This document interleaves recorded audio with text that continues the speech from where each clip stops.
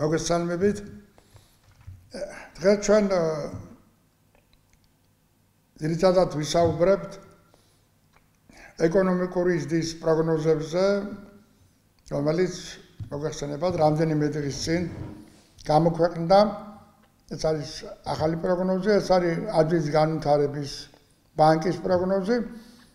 და აზიის განვითარების ბანკმა გაზარდა თავის წინა პროგნოზი 6-დან 7%-მდე. ეხლა უფრო კარგად რომ გავარკვიოთ, თუ რა კავშირშია ეს ზრდა, ანუ პროგნოზის გაუმჯობესება, თავიდანვე უნდა შევნიშნოთ, რომ წლის დასაწყისში სავალუტო ფონდმა გაზარდა ეკონომიკური ზრდის პროგნოზი. 6-დან 7.9%-მდე საკმაოდ მაღალი ზრდა არის. აზიის განვითარების ბანკამდე EBRD-მა, ანუ ევროპის რეკონსტრუქციის განვითარების ბანკმაც, ასევე ცოტა ხნის წინ გაზარდა თავის პროგნოზი 6-დან 7%-მდე და აღსანიშნავია, რომ გასული წლის ბოლოდან EBRD-მა პროგნოზი გაზარდა 2.4%-ით, თორსა ჯერ თებერვალში გაზარდა სექტემბრის პროგნოზი 4.6%-დან 6%-მდე, ანუ 1.4% და ცოტა ხნის წინ ასევე გააუმჯობესა კიდე 1%-ით.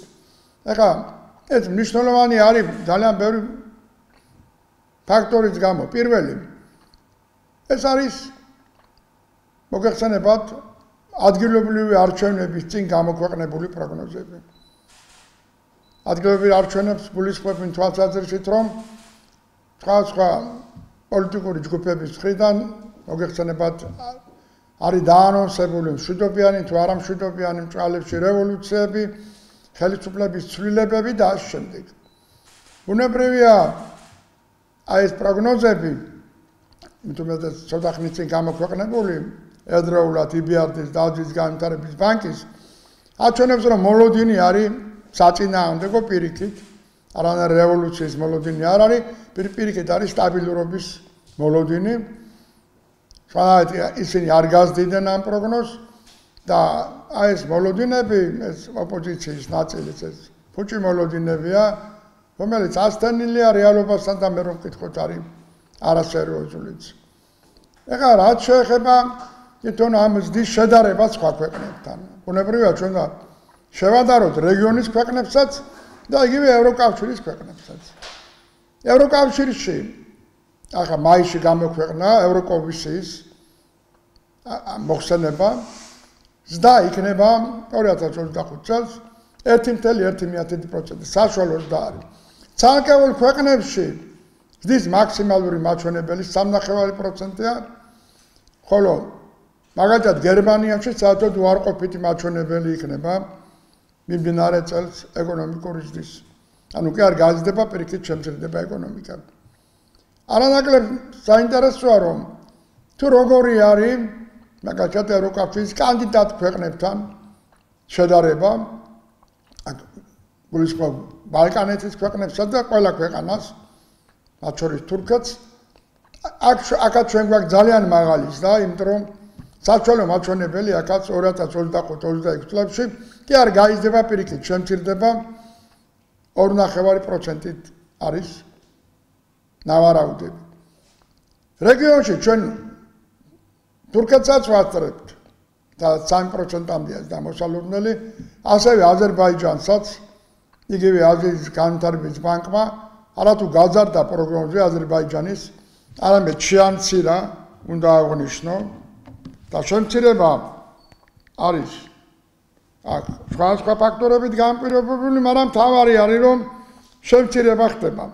მაგალითად 3.4%-დან 2.4%-მდეა ზრდის პროგნოზი, ანუ 1% არის შემცირებული. საცომხეთში არის დაახლოებით 5%-მდე ზრდა.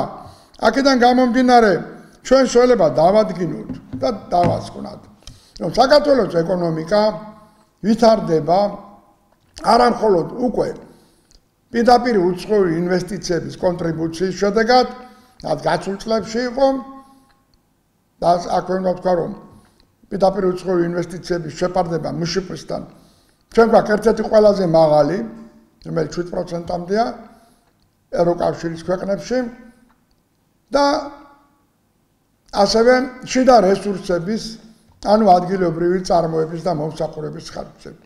ეს არის ის რეალობა, რომელსაც ჩვენ ვხედავთ და ეს პირდაპირ არის დაკავშირებული იმ ეკონომიკურ პოლიტიკასთან, რომელსაც საქართველოს ხელისუფლება ახორციელებს, აქ მთავრობასაც გულისხმობ და საქართველოს ეროვნულ ბანკსაც.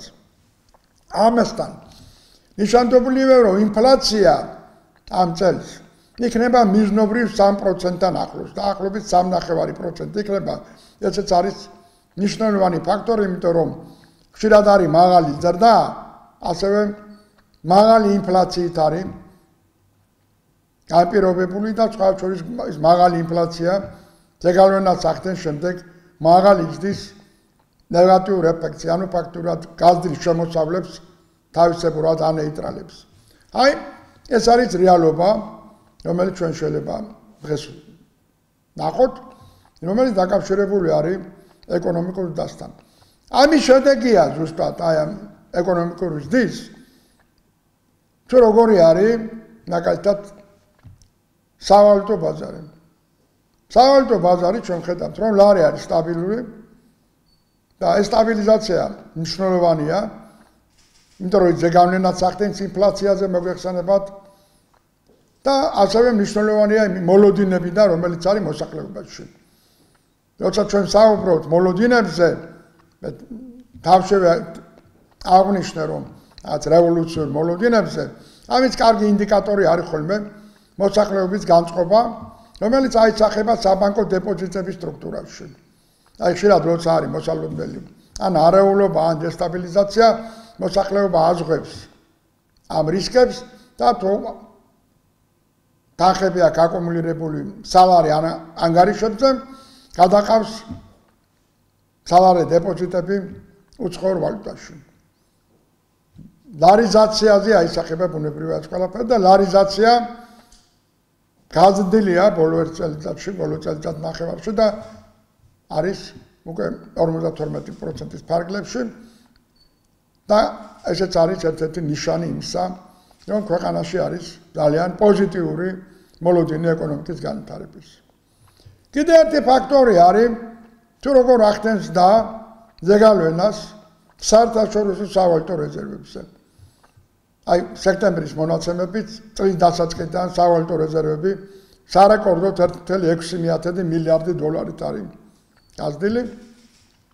ესეც არის მანიშნებელი ეკონომიკური სტაბილიზაციისა და ეროვნული ბანკის ბუნებრივია სწორი მონეტარული პოლიტიკისა.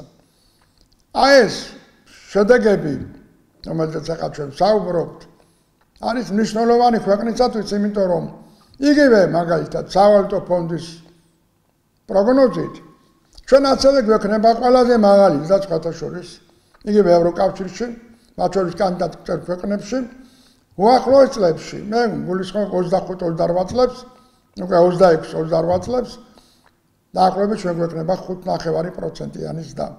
საშუალო ზრდის მაჩვენებელს ვამბობ, შეიძლება უფრო მაღალიც, იმიტომ რომ ეს არის წინასწარი პროგნოზი, კიდევ ერთხელ ვიმეორებ და გასულ წლებში წინასწარი პროგნოზი ჩვენთან ყოველთვის გადაისინჯებოდა ხოლმე პოზიტივისკენ, ვიდრე ნეგატივისკენ, ანუ შემცირებისკენ.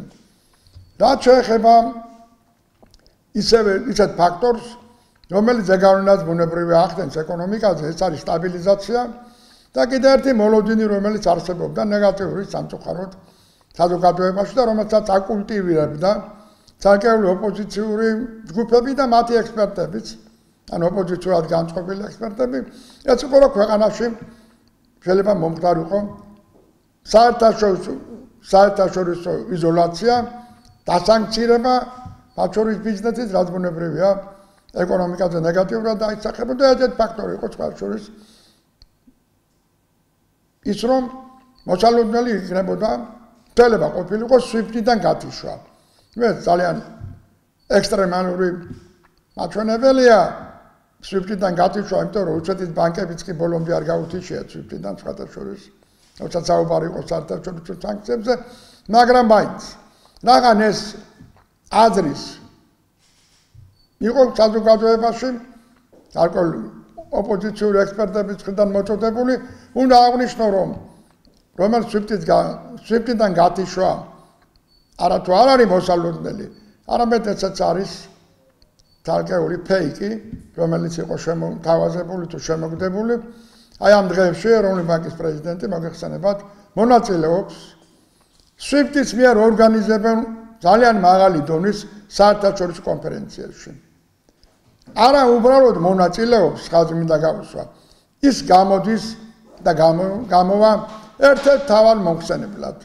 ეს პირველად საქართველოს ეროვნული ბანკის ისტორიაში პირველად საქართველოს ეროვნული ბანკის პრეზიდენტს ექნება ესეთი მაღალი პატივი, რომ იყოს თავარი მომხსენებელი ამ ძალიან მაღალი რანგის და წარმომადგენლობით საერთაშორისო კონფერენციაზე, ესეთ მიუთითებს აი მოლოდინებს რაღაც საერთაშორისო იზოლაციაზე და ამ შემდეგ.